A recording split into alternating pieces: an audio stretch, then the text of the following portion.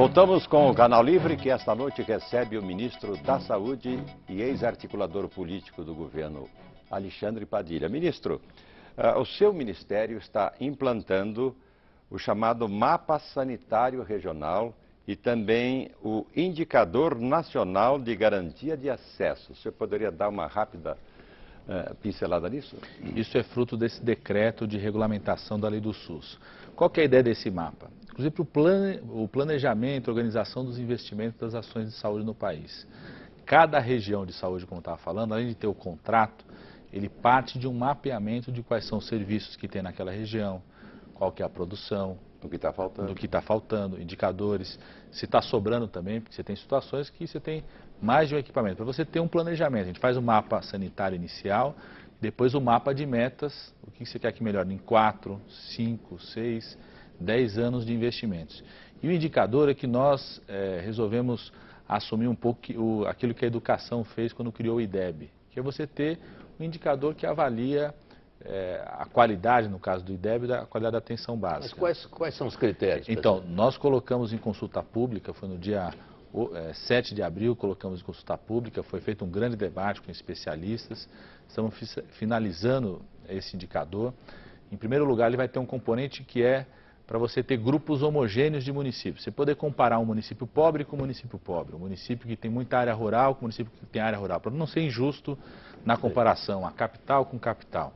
Depois você pega indicadores de atenção básica, que são indicadores reconhecidos por especialistas, né? Então você pega acompanhamento de pré-natal, tempo de espera, acompanhamento de hipertenso, diabético, né? E aí você faz o ranking. Taxa de imunização, depois de média complexidade, que é o atendimento ambulatorial, de exames ambulatoriais, diagnóstico de especialistas, e o atendimento hospitalar, que é de alta complexidade. E a gente fazia um ranqueamento, né? Uma avaliação sobre o conjunto dos municípios. E quem se sair bem, o município que se sair melhor? Premiar com mais verba. Mais verba, apoio técnico, programas. Isso vai estar funcionando mal, quando? Isso vai estar em ação quando? Nós finalizamos essa consulta pública, agora estamos finalizando o debate final com os especialistas, né, e a testagem, inclusive matemática do indicador. A nossa previsão é no final de setembro, começo de outubro, já fazer a primeira rodada do indicador nacional. E ela ser um instrumento de avaliação dos sistemas, aí não só do município, do sistema como um todo da região. Agora, o que o senhor considera assim, o maior problema, o maior gargalo na área da saúde, que o senhor atacaria imediatamente, assim, se pudesse? A minha grande prioridade são as portas de entrada. É o primeiro atendimento, seja na atenção básica, que pode resolver 70% dos problemas de saúde de uma pessoa, se funcionar bem, com qualidade, ou seja, na urgência e emergência, né?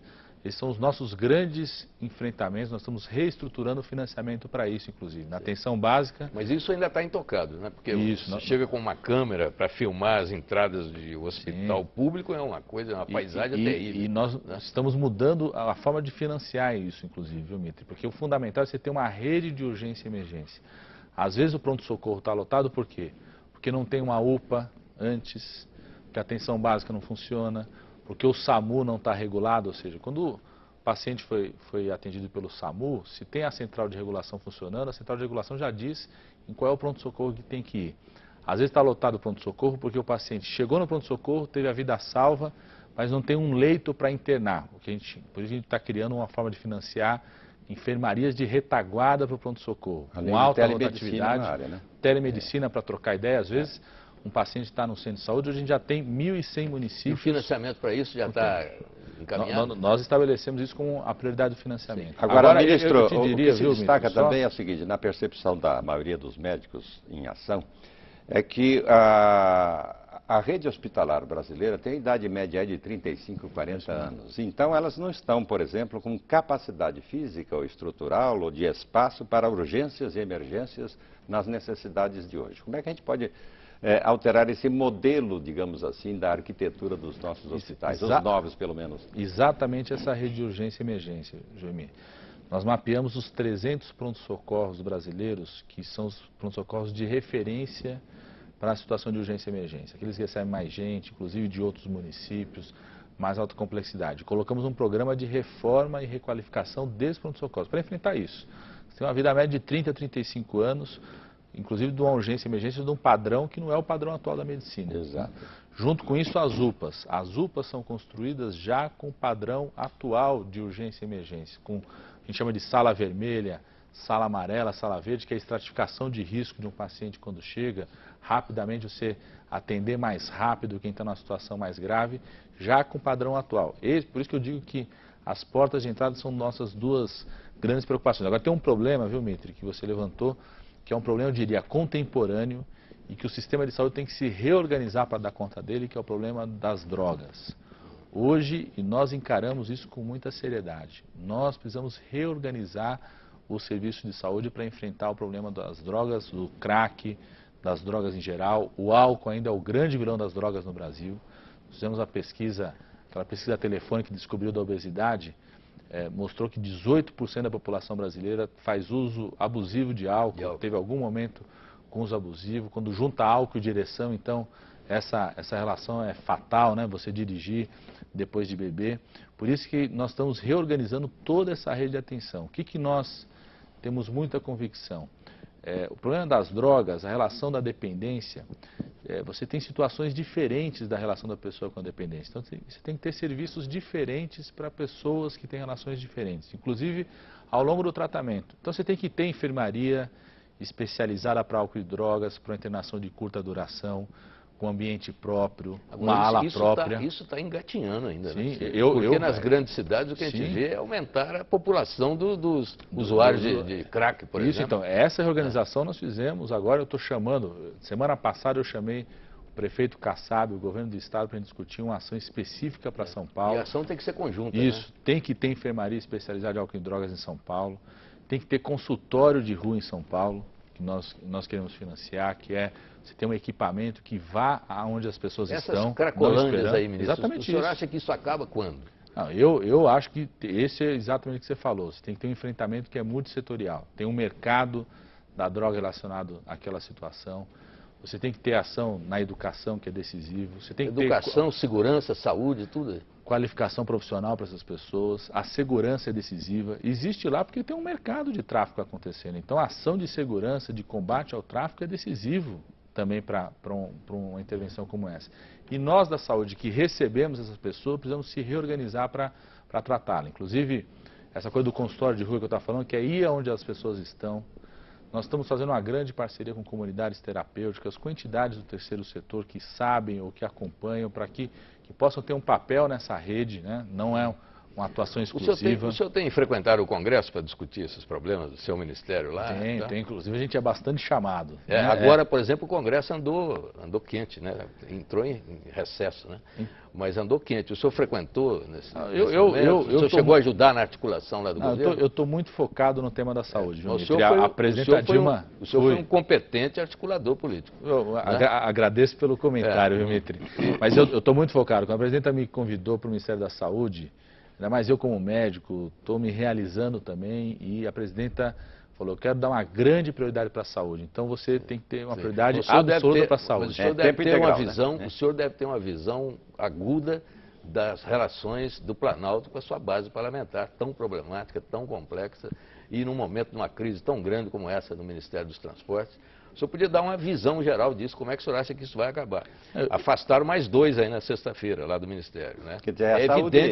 É evidente que não se pode imaginar que essa crise acabou aí. A saúde como a sua sucessora, a ministra Ideli, disse, deu por encerrada a crise na quinta-feira. No dia seguinte, 2 foram demitidos. Agora, o senhor sabe que isso aí é um saco sem fundo, né? Não, o ministro, o Mitri está falando da saúde e da governança no país. É isso mesmo. Que eu acho que está muito bem. Eu diria que eu acho que está bem. O governo nesses primeiros 6 meses... está bem, por exemplo? Ali, eu acho que o governo está bem, aprovou vários projetos, os grandes testes de governabilidade do governo no Congresso. O Código Florestal foi um desastre, do ponto de vista do governo, não é? Porque o código parece que é bom que foi aprovado. Mas o governo chegou tarde na discussão, faltou lá uma articulação política, aquilo que o senhor fazia. Ou não? A nossa ministra Ideli está muito bem. O senhor não vai falar. Ela está muito bem nisso. Agora, eu acho aquilo que era essencial para o governo, que era aprovar um conjunto de medidas que ajudavam o enfrentamento da questão da economia, o salário mínimo. O salário mínimo foi. Ela governo, encarou, né? Encarou a base então, e eles... O governo foi testado em algumas situações e se deu muito bem. E mal em outras, deu né? muito bem. Como no Código Florestal. Tem temas que é muito difícil ter divisão. Do tema do Código Florestal, você tinha posições diferentes de quem era da base, da oposição. É verdade. Vou citar um exemplo, quando eu fui ministro das Relações Institucionais, que era o tema dos royalties. Ali não virava discussão entre governo ou não governo, né? Virou uma discussão entre estados ou não, setores ou não. Tem alguns temas que é muito difícil. Você não pode avaliar um governo por alguns temas que polarizam por outros motivos, né? E essa base complexa desse jeito, ali tem de tudo, né? Mas é bom ter uma base ampla. Ruim é ter base ampla pequena. E contraditória, né? Mas eu acho que isso faz parte da democracia também, viu, Mitri? Ter uma base ampla é bom para governar um país, para dar estabilidade, para dar governabilidade, para dar, inclusive, tranquilidade para que a presidenta possa implantar seu projeto. Eu acho que o governo, quando faz a avaliação dos 6 meses da votação no Congresso, foi muito positivo por isso. Eu acho que a ministra Ideli está conduzindo muito bem isso. Pelo jeito, o senhor concorda com o sistema político como está, com o sistema partidário, essa sopa de letrinhas aí, que são esses partidos todos. O senhor acha que isso é eficiente para a democracia? Eu acho que a nossa democracia vai se aprimorando cada vez mais, né? E eu acho que um grande debate é o debate da reforma política, né? Poder fazer um debate da reforma política, da reestruturação partidária, do sistema eleitoral, como que as pessoas votam. Esse é um grande debate que é um dos debates do fortalecimento da democracia brasileira, né? Como o SUS foi um grande ganho para a democracia brasileira. O presidente Lula queria fazer a reforma política, o senhor chegou a articular essa reforma lá e as resistências são terríveis, né? É o corporativismo fundamental ali dos políticos. Eles não querem mexer no sistema do qual eles se alimentam. Eu nem acho que é corporativismo não, viu, Mitri? É que tem posições diferentes mesmo. E aí você vai construindo consensos, né? Cada um tem sua reforma política e não necessariamente é corporativismo. É você que nem a tributária, né? Que o senhor defende. É a mesma coisa. É você construir alguns consensos e saber naquilo que pode avançar. Eu sou confiante que a democracia da Brasília vai se fortalecendo cada vez mais e o sistema político eleitoral também. Muito bem. O Canal Livre faz mais uma parada. A gente volta dentro de instantes com o ministro da Saúde, Alexandre Padilha.